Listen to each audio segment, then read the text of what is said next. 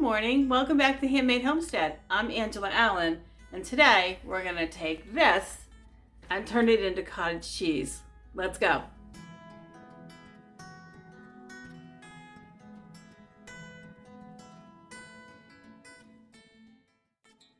Cottage cheese is inexpensive, it's delicious, it's really healthy, and it's super easy to make at home. So I want to show you how so you can make your own. It's just a couple of steps. It's only a couple of ingredients. All you'll need to make homemade cottage cheese is milk of your choice. Now in my case, I'm going to use lactose free. You've heard me say that before, I'm lactose intolerant, but you can use skim milk, you can use 2%, you can use whole milk, you can use a combination of the two. It's totally up to you. It's your preference. Store-bought milk is fine, and it doesn't matter the brand or anything like that. Fine if it's homogenized and ultra pasteurized, which is the milk that most of us have access to. So no worries, grab your favorite milk. You'll need a pan to heat the milk up in, a little bit of commercial vinegar. I prefer regular white vinegar so I don't add any extra flavors. You can use lemon juice. It will impart a lemony flavor. You can use apple cider vinegar. It will impart a little bit of a fruit flavor. So I just use regular white vinegar myself. And no, the finished curds do not have a vinegar taste. The slight, very, very slight tartness that's left behind, if you notice it, really just can take the place of adding salt for flavor, or you can add salt as well. You can also add herbs at the end too. And this is a very versatile cheese to make because cottage cheese at its core is really nothing different than farmer's cheese. For today, we're going to do cottage cheese so that you can get the hang of making that first. And then another time, we'll talk about farmer's cheese more. And at another time, we'll talk about spreadable cheese. So you don't have to be any big cheese maker. You don't have to have a lot of experience. You don't need a cheese cave, and you don't need rennet. Vinegar, milk, salt, and a little bit of your time. And you can make different cheeses that your family will love. Fresh, delicious cheese, very inexpensively, and you know what's in it. All right, let's get started. First, we're going to get a big pot. We're going to heat up this milk. Oh, and I wanted to tell you, my cupboards are a disaster. I know they're a disaster. Nobody has said anything about them. I know they look terrible on a video too. My intention is to paint these cupboards. They are really inexpensive wood finish, and some of that wood finish you can see has really worn off in the 5 years. We've only lived in this house for a few years. But I want to paint them, but it's Christmas time right now, so I've removed hardware. I've done some washing, done some sanding, trying to strip off some of this shiny surface. They are going to be painted. Haven't decided on the paint colors at the bottom of my cupboards, but the top ones are going to be white. I just haven't gotten there yet, so bear with me. It'll look better soon, I promise. All right, let's make cottage cheese. I'm going to use an Instant Pot liner to heat my milk up in. The reason is because they have a very heavy bottom on them, so that just makes them perfect on my stove to heat up the milk. You can use any kind of a heavy bottom pan. You don't want the milk to burn, so it's good to make sure it's heavy bottom. You could use even a Dutch oven for this. We're going to set the heater on medium low. I don't want it too hot. I'm going to heat this up very slowly till it gets about 100, 125, somewhere around there. Put that on the middle burner. I've done a half gallon of whole milk, and I'm going to do about a quart of just skim milk, just because I happen to have it, just to make a little bit of extra. I prefer whole fat dairy, but that's up to you. You can use 2% or you can use whole milk again. It's totally up to you. We're going to heat this up slowly until it's hot. If you don't have a thermometer, and I do have a thermometer, but you can just stick your finger in it. You can hold your finger there for a few seconds and it's not too hot, you're good. At that point, when it gets that hot, we're going to turn it off. This will take about 20 minutes maybe. So there's 3 quarts. I don't know if you can see, maybe you can see inside there. That's the 4 quart. So that's the 3 quart mark. 3 quarts of milk. So I'm going to use half a cup of vinegar. Just plain old white distilled vinegar. I'm not going to put it in yet. I'm going to put that in once this milk comes up to temperature. And while it's coming up to temperature, I do gently stir it occasionally. Just want to make sure that that doesn't stick to the bottom. We don't want it to burn. It does pretty well if you keep the temperature pretty low.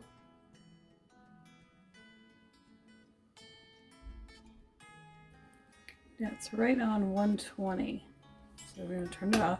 Alright, so we're going to add a half cup vinegar, and if you watch, we're going to go really slow. We're going to work it in. We're going to go real slow, pouring it in. I don't know if you can see that. It's already starting to curdle. Now we're going to stir this in really gently for about a minute. Nice and slow, nice and easy. You can see the curds are already starting to form on the spurtle. Now remember, I do have the heat off. You can see the whey. The yellow liquid you see is the whey separating from the curds. See?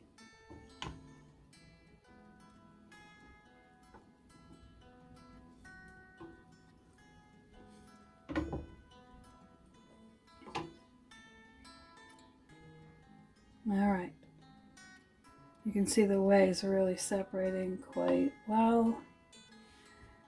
Tip that just a little bit. Make sure you can see that. You can see the curds at the bottom. All right, so we are going to put the lid on it. And we're going to leave it just like that for 30 minutes. And then we'll come back and we'll strain the curds.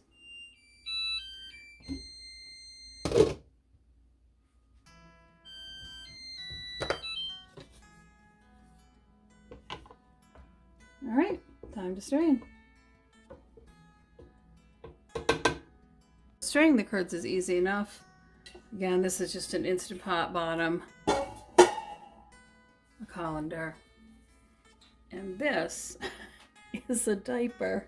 I know that's really funny, but years ago you used to be able to buy cloth diapers at like Walmart. They're just a thin cotton, but they're heavier than cheesecloth, not as heavy as a regular cotton towel. Trust me, these were never used as diapers. They were only ever used in the kitchen. I bought them specifically for the kitchen. I think I got a pack of 5, probably 20 years ago. I'm still using them. I've never had to replace them. Wash them, bleach them, hang them out to dry. They do really well. And yeah, they're, like I said, they're thicker than a cheesecloth, but they're still see-through enough to strain really well. So I'm going to ladle my curds in here, and we're going to let them drain for about 30 minutes.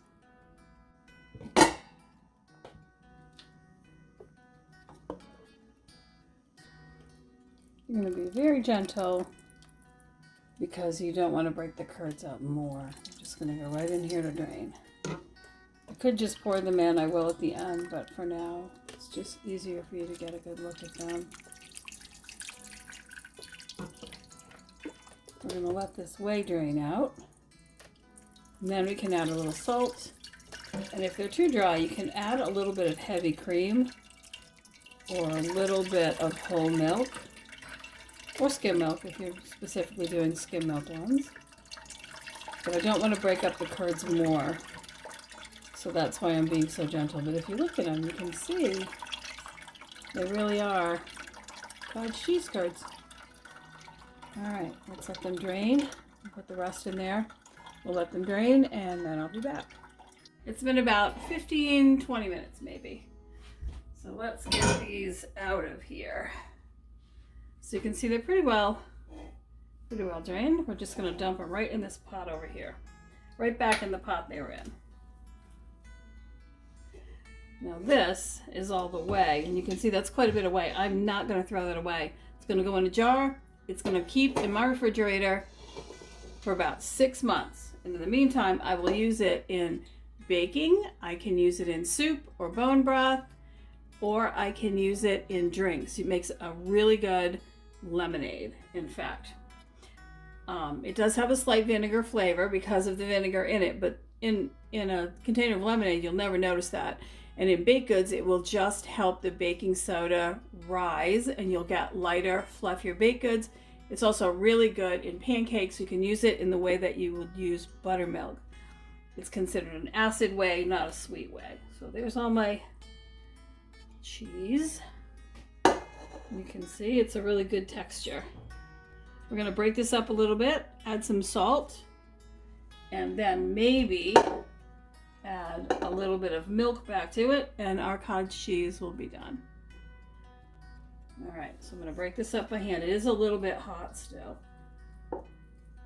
And again, you want to handle it really gently or you'll end up with either very small curds or they'll be very smashed up.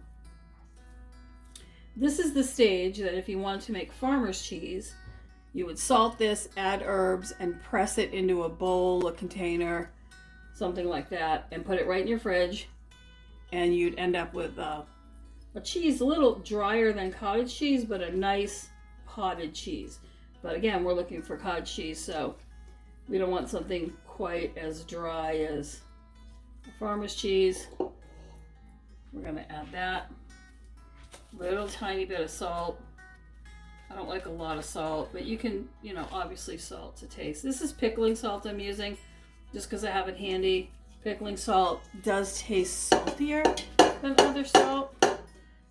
You could also put herbs in it at this point if you wanted. But again, I'm looking for plain whole milk cottage cheese.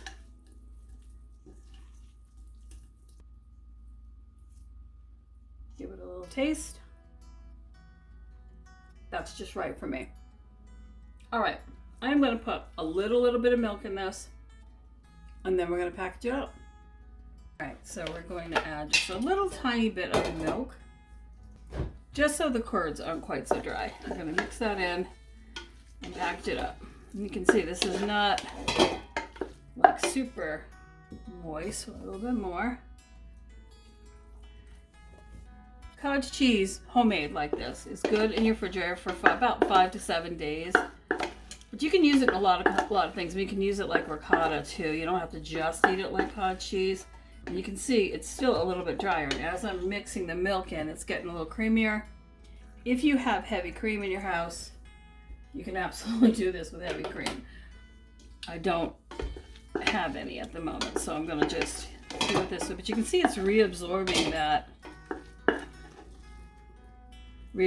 milk. The minute I put milk in it, it reabsorbs it again. So that's okay. I try not to overuse plastic. I'm going to put it in a mason jar. I do have plastic in my house though. Sometimes things come in plastic. I try to reuse that if I can, if it's something safe. But since I am a canner, I always have mason jars and I use them a lot, as you've seen by my tea counter back there. So I used, again to recap, I used ½ gallon of milk and then another quart. And that much made almost a quart of cottage cheese. And it gave me all of that whey, which won't get wasted. Again, that will get jarred up, put it in my fridge, and I'll use it for baking or for drinks or in my bone broth. It's kind of a great thing to pour over the bones right before you make bone broth to help get some of the collagen and calcium and minerals out. So there you go. Quart of cottage cheese, and we're done. Don't look at that date. That's an old sticker, which I'll remove. I'm going to date this, and into the fridge it goes. Cottage cheese. It tastes really good, and there's a lot of uses for that. Well, thank you so much for joining me today while we made homemade cottage cheese. If you find this content helpful, please like and subscribe. It helps so much, and I always appreciate your time. I'll put a link right there for you for my video on how to make homemade yogurt with no dirty dishes. It's a fun video, and it's super easy too, just like this. And I will see you next time. Thanks so much. Take care.